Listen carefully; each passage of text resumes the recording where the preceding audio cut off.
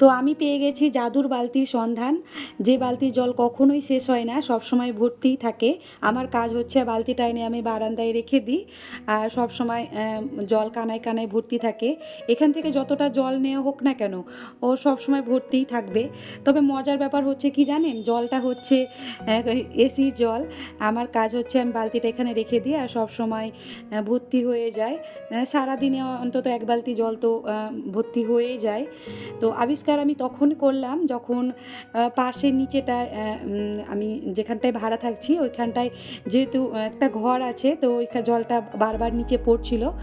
আপনাদের আমি দেখাচ্ছি দাঁড়ান। এই নিচেটায় তো জলটা নিচে বারবার পড়বার জন্য আমি এভাবে বালতিতে জলটা সংগ্রহ করতে শুরু করি।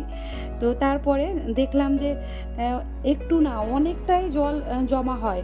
সত্যি ভাবতে অবাক লাগে যে একটু, একটু করে জলটা পড়ে যায়, তখন কিছু মনে হয় না ঠিকই, কিন্তু জলটা যখন একসঙ্গে আমরা যখন সংগ্রহ করছি দেখতেই পাচ্ছেন কতটা হয়ে গেছে। আর এটা কাল বৈকাল থেকে আজকে সকাল পর্যন্ত এতটা জল হয়ে গেছে।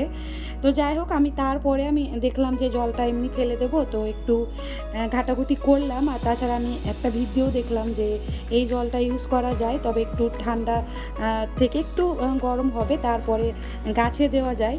তো তার জন্য আর কি ভাবলাম যে এই তো ভালো একটা জিনিস জানলাম, নতুন একটা জিনিস জানলাম, আপনাদের সঙ্গে শেয়ার করি। তো এটা আর কি। তো ঠিক আছে, চলুন তাহলে টাটা।